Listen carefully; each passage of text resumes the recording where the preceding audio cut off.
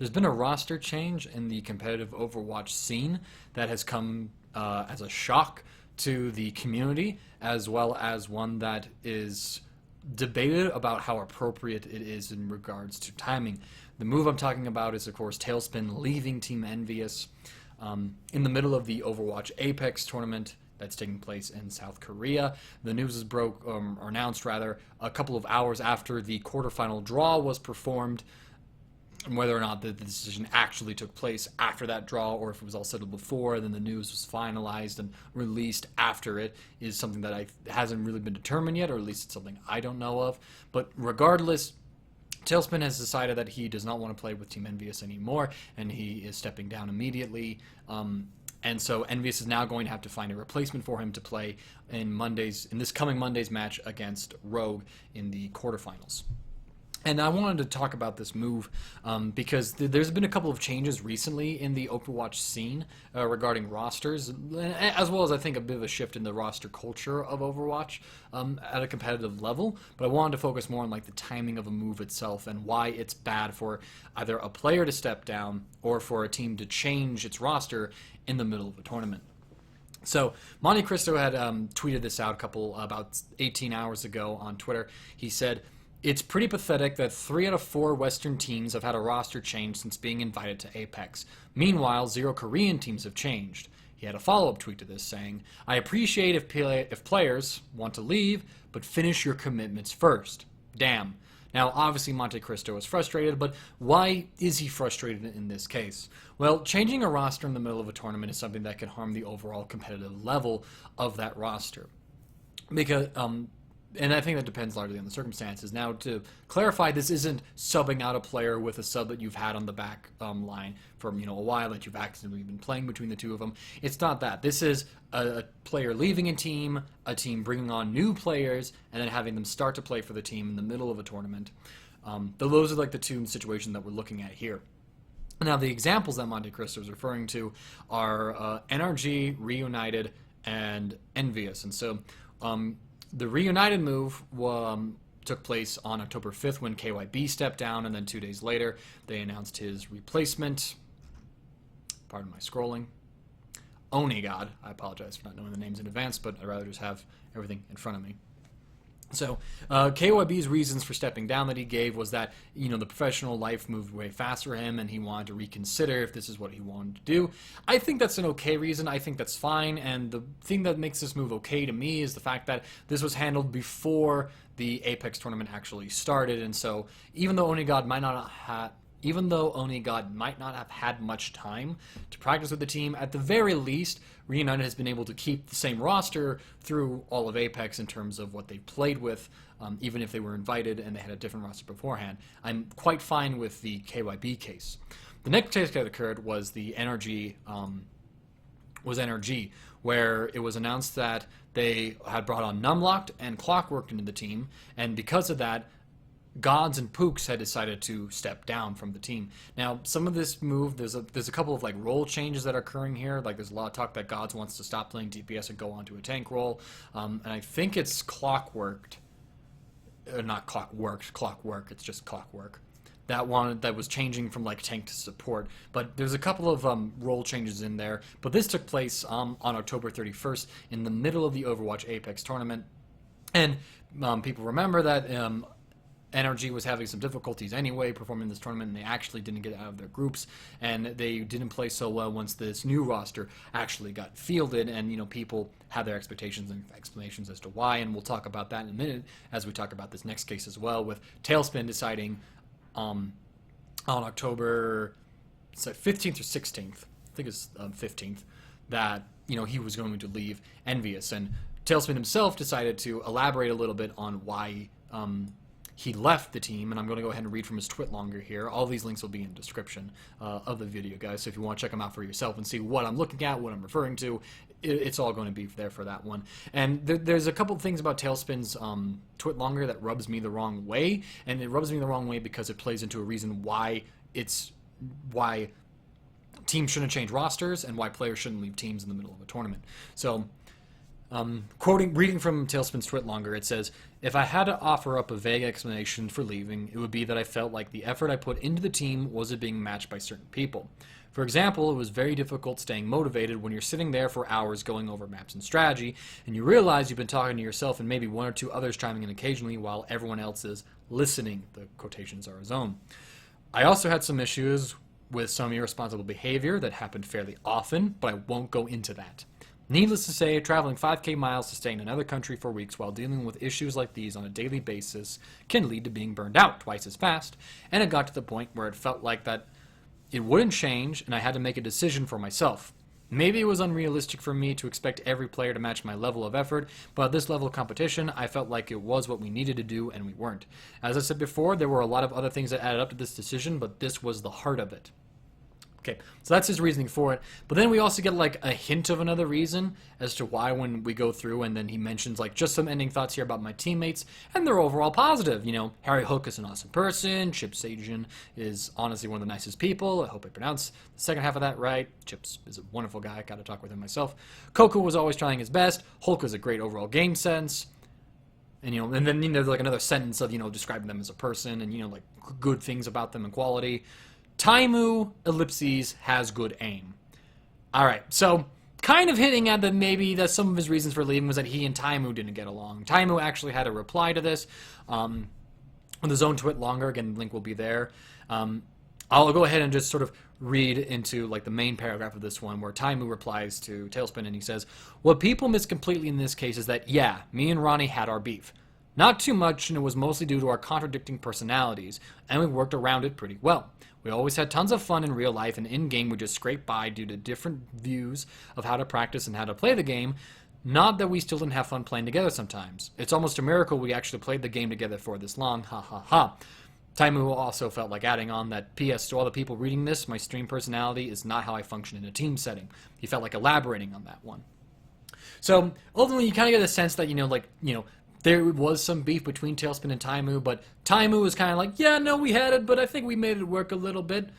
We always want to make it by," and he seems to be a little bit more mature about this than Talespin one is in that case, considering the fact that Talespin left the team in the middle of the tournament. So let's go into why leaving, why changing a roster shouldn't happen in the middle of a tournament.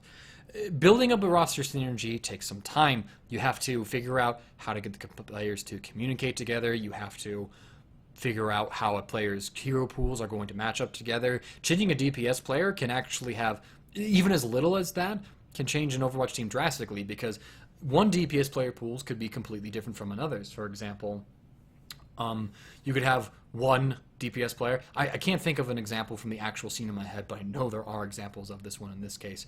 You think of someone like Seagull, for example. Here we go. He has a very interesting hero pool where you can bust out Genji, Hanzo, and Mei. That's kind of his DPS. But his McCree, his Soldier, some of his hit scan heroes aren't really as unique as those. And so if those heroes aren't in the meta, then he's it's a little weird for him to do that. And so someone else on the team, it was Gods Before, I believe, who had to pick up, when McCree was meta, he had to go play that hero. So if you move a DPS player in, it's not just something like you have the role covered. You have to consider what kind of, hero pool they have, and this goes with, tanks and supports as well. Because, people are going to be practiced on different things, or they have different skill sets, or they're naturally inclined to a certain play style or a certain tool set. And so you have to figure out how to make all those parts work together. Even as much as changing a single player on the team can drastically affect the team chemistry within there. A good example of this, actually, would be, if you look at League of Legends, is the Korean League of Legends team's ROX Tigers. They, in 2015, between 2015 and 2016, they changed one player on the roster, and that was their jungler. Their old jungler retired, went to a streaming thing, and they picked up a new jungler, Peanut. That singular change completely changed how the Tigers approached the game. In 2015, with the old jungler, they had a weaker early game, but what got them to be really good is that they had great late game shot calling. They could fight in these mid game skirmishes and team fights incredibly well, even with a gold deficit. When Peanut came into the team, though, suddenly they had this amazing early aggressive jungler, and they began to play around that. And suddenly they were this super aggressive, dominant early game team right out of the get, and one of the most fun teams to watch within Korea, something that was atypical of most people's perception of the region. That's just like a point example of League of Legends, but that does also work within Overwatch, just due to the hero pool, to how a person, fits within a team, how they communicate information, how they receive information. One person, you could be used to communicating information in a certain way, but that other person might not take to that way of communicating. You might have to completely change up your approach. And so you have to change a bunch of things whenever you have a roster change, how, the team communicates, the team's strategy, the team's game plan. Well, strategy, game plan, same thing, excuse me. There's a lot you have to reevaluate, and you have to go through this period where you have to find that identity again, where you have to see, okay, we have these new parts. What can we, now how do we properly put these pieces together to make a functioning unit? And I think we saw some of that collateral when we saw the NRG roster changes and how poorly they performed following those changes. I think that with time, that roster can improve and will perform better, but since they weren't acclimated to one another yet, their performance initially was worse because they were still working on those basic things about being a team. So that's a reason why teams shouldn't be looking to do that, because even if you are like upgrading your roster on paper, you're trading out like an average competitive pro for like the best DPS player in the world, you still have to have all that acclimation, you still have to make those adjustments, and you're still going to be, you have to get used to that setting and you have to adapt, and that takes time. You need that time to scrim, to have the teammates live together, see how they interact, and go from there. So that's why teams shouldn't change. Now, what about the players themselves? Because for the players, it seems like they're not losing a whole lot. Because when they step down from a team, suddenly that team's problem isn't their problem. But it somewhat is their way, because it can kind of like haunt them. You have to think of the fact that being a professional esports athlete, a player, gamer, whatever you like to call it, is a job. And Talespin says so as much within his twit longer. It's in like the last major, it's in the paragraph before he talks about his team. I absolutely did treat this as a job, he says about being on EnVyUs. And while you don't need to like the people you work with, you need to feel like everyone is doing their part. So that's the whole sentence for that. And that refers to his earlier remarks about, feeling like he was working harder than everybody else, which I'll get into why that grinds me the wrong way in a moment. So it is a job, and it's a grueling job. You have to travel to a bunch of places. You have to deal.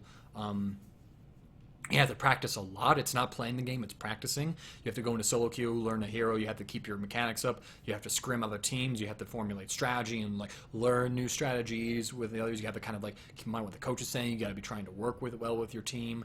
So it can be, it's a very stressful job, and that's, that's sort of a part of why KYB stepped down, it seems like, based on just the information that was given to us.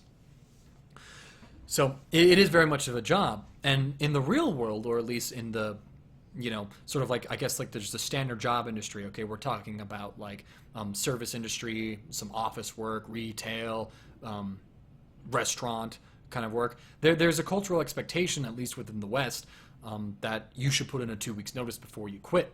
The reason for that is because the company has a certain amount of resources, stock, inventory, okay, that's like the same word, employees, and it has to plan how to meet a certain metric, production, sales, whatever, within a certain time period, and it has to figure out how to allocate its resources, its employees, to do that. And it's going to plan out in advance.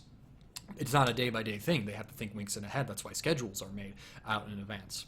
If a person just up and quits their job and leaves, that creates that suddenly they've lost a resource, and now suddenly they've lost hours of labor. They've lost someone who might have been competent at their job, and now suddenly they have to scramble to find a replacement for it. They have to find someone who can either take on the new position, hire someone else who can do that, and then they could suffer from their metrics. They could fall behind what their initial predictions were.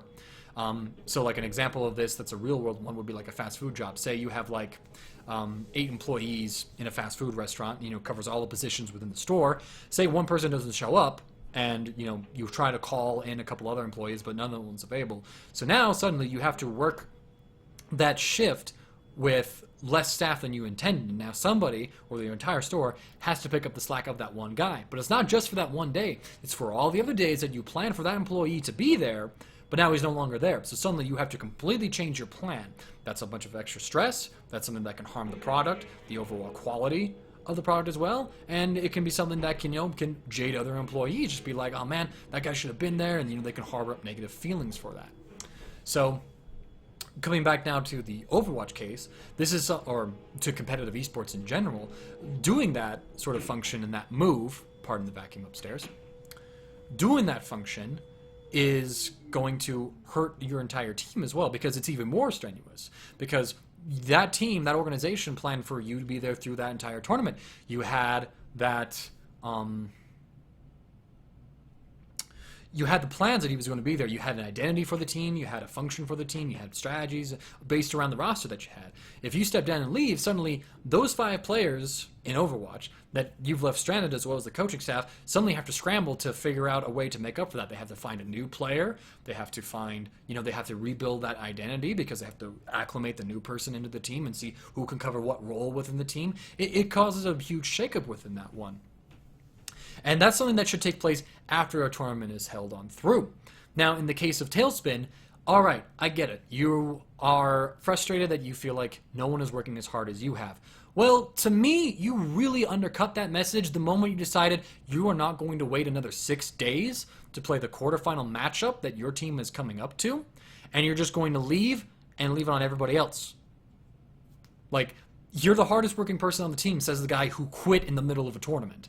That kind of smells like bullshit to me, to put it rather strongly. And yeah, I think Talespin probably had his, I think he was justified in some ways, and he probably had reasons for feeling like that. But I think, and other people do agree with this, that this was the most unprofessional part of it, where he's painting himself as the hardest working guy in the team as he's quitting, as he is leaving his team to find a replacement hurriedly while they only have a couple of days to fly someone out perhaps, or pick someone up who's local nearby to then cover for that spot and go up against, a very difficult opponent in Rogue. And this is something that hurts the overall competitiveness of any esport. Both this kind of change where a person just quits the team in the middle of a tournament, as well as the case where the team decides to make a roster change. Like, think of it this case with the Rogue matchup. The Rogue matchup with EnVyUs actually had a lot of ground to be really hype. It's a matchup from the Gamescom. That was the first major LAN in the tournament. EnVyUs was coming in. They had like the 50-plus match win streak online. Now it was the first LAN. How are these guys going to perform there? And then Rogue just takes them out in the quarterfinals and goes on to win the whole thing. And then Rogue continues to have some successes. They beat Lunatic High in the grand final. I forget the name of the tournament. Pardon me.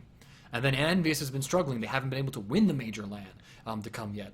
And now the group draw happens for the quarterfinals. AKM goes up and he picks EnVyUs, and the casters are like, oh, why would you do that? They could be the best team in the world. It might be a harder matchup for you. And then AKM just says they are only number 1 in NA. Like, that was hype. That was some cool trash talk. Let's be real. But then you have the story behind that too. All right, Rogue was the one that first stopped EnVyUs, that first, brought EnVyUs back down to reality. Could EnVyUs step up this time? Could they avenge the loss at Gamescom after Rogue said, we're going to defeat you this early in the tournament? Now that story pretty much deflated because Talespin has put that team into a situation where they now have to figure out a replacement and they have to rebuild themselves as a new meta comes in. I mean, Talespin could effectively screw EnVyUs' chances of having a good Apex showing because he was too selfish. Now, there are some cases where I do feel like a player leaving is justified in the middle of a tournament. If a case is like the player isn't being paid, if there's a danger to their health, like they're sick and they need to go get medical attention, and they're like, I don't know how long this can take for me to recover. If a family member passes away and they're just too, they can't think about anything else, so they need to go back home and mourn with the family, take a break for a while. I think those kind of extenuating circumstances are understandable. But a case where you have beef with one member of your team and you feel like no one is working as hard as you have, maybe you have the wrong perception. Maybe you don't see everything correctly. Maybe you're the one who's difficult to work with. We don't know these things, and we shouldn't go into this kind of like discussion or speculation because there's information that we don't know. But ultimately, Talespin's motives, there isn't anything good enough in there to justify him literally jeopardizing the tournament for 5 of his teammates who he praises, who he compliments. Okay, 4 if we remove Taimu from that one. But even then, he said Taimu has nice aim. It's a compliment. We'll take it. We take those. You're still, like, messing with their chances. You're undermining their work now. Those guys, even though they might not have worked as hard, I doubt that they're, like, literally just not doing anything, even though there is a bit of disagreement about practice culture. But, those guys will probably feel a bit jaded by the fact that you decided to leave them a couple of days before a big game within in the tournament. And now, they could feel like if they lose this one, they can just sit there and be like, oh man, Talespin didn't leave, man. We probably could have taken that. I felt like we had the good form. We made the new guy work fairly well. Or maybe the new guy doesn't work out so well. And they'd be like, well, yeah, we weren't playing at our best and it wasn't really good. But I mean, what can you expect? Talespin kind of put us in this hole, this awkward place, and there's not really much that we can do from it. And EnVyUs fans can say that thing, and suddenly what was supposed to be a really cool matchup is now just smeared with this poor culture because one person couldn't finish out an obligation. They couldn't hang around for another 6 days, which could have led to another week or two, but they couldn't finish it up. They couldn't put the 2 weeks notice in, and they put all these players into a very bad situation that deflates from the competitive edge from this scene. This is something I want to never continue in any esport ever again, minus the extenuating circumstances, of course, because life gets in the way. But whether it's through maybe some sort of contract improvement, I do think that the scene in Overwatch, because it is so young, it lacks a lot of infrastructure, especially from a legal standpoint. One reason I say this is I think about the Shaquille O'Neal tweet to Seagull's Luminosity lineup, where he's like, step up and join the NRG family. A bunch of us in the League of Legends community were like, isn't that poaching? Shouldn't he be fined or something? That doesn't exist in Overwatch because there isn't that level of infrastructure that League of Legends has. I'm not saying that they should evolve and it should be just like League of Legends, but I think that because the Overwatch is such a young scene that a lot of things are underdeveloped and allows for situations like this. And again, though, I respect a player wanting to leave, but when you think about this from Talespin's perspective, this move is going to hurt his career probably more than EnVyUs' career, like any of the teammates and the organization itself. Because you have to think of it this way. Now that Talespin has shown that he is a person who could put his own self-interest above a team's interest, that he could leave the team in the middle of an important tournament, you have to think that if you're a team owner, if I'm a team owner, I'll go ahead and put the responsibility on me. If I'm a team owner, I'm looking at a DPS player, and I have the choice between Talespin and a slightly worse DPS player. But this DPS player has always finished out his obligations. This DPS player has been through a bunch of teams, sure, but I've talked with him, and he explained his reasons for it, and they were good reasons. And he never left a team in the middle of a tournament, just never left a team in the middle of a tournament. He always waited until the team was eliminated or the tournament was complete, and then he decided to leave. I would take that player over Talespin, because even though Talespin is the better player, Talespin now has shown that he runs the risk of saying, hey, I'm not happy with this situation. I am done. And I will do this whenever, and that could put my team that I am managing into an awkward situation where suddenly we have to now scramble to account for Talespin's absence, and we could lose out on a good shot of winning some prize money, of winning a tournament, and having that controversy on us. So now Talespin is a less attractive candidate to me as a player in my Overwatch team, especially when he paints himself as this hardworking guy. Okay, you're a hardworking guy, but you quit early. If you're really the hardworking guy that you say you are, you stick out those last couple of days. You play that quarterfinal. If you win it, you play that semifinal. If you win that, you play that final. When everything is said and done and that tournament is over or EnVyUs are out, that's when you can then say, you know what, I'm not really happy with this team environment. I can go. And then none of this controversy has to follow you. No one has to be angry with you. No one has to, worry about you pulling a stunt like this again in the future. It's just some advice to Talespin. Maybe you should hang on to those obligations, because it hurts the scene, it hurts your career as well. I'm hoping that Talespin does get into a new team, but I think it could take some time. We'll have to see what happens there. But ultimately, this is a behavior that I don't want to see continue in any esport. There are a lot of very cool storylines, there's a lot of great opportunities, and I don't want them to be ruined just because of someone taking a selfless action that isn't entirely justified. Justified in the sense of they have a reason to do it, but is that reason actually good enough to warrant that decision? Because the ends don't just... Well, let's say no. That's not the saying that I'm going for. Sometimes you could just be, it could be an overreaction. This is something that we'll have to see as we play out and as more information comes out. Again, we don't know everything in this case, but personally, it kind of, it does make me a little bit sad that this kind of thing is happening within this esport. And I do hope that as Overwatch continues, that there will be higher standards expected of the players, and perhaps even higher obligations or contractual commitments that prevent this sort of thing from occurring in the future, in case we actually do need to go at that level before. So it's important to me that players do have their choice, but use your choice wisely, because your choices can come back to haunt you. That is the ultimate thing. that I can say about that. So thank you guys for watching the video. Hope you appreciated it. Sign off in the comments section below about your thoughts on Talespin and his choices. I'm hoping to see a couple good things. And again, I do wish the best of luck to Talespin, but let's not have anyone repeat this kind of thing ever again, and let's have people focus on performing the absolute best and committing to making Overwatch a really great esports scene that's going to last a lot of years, and that isn't going to be besmirched with this kind of problem.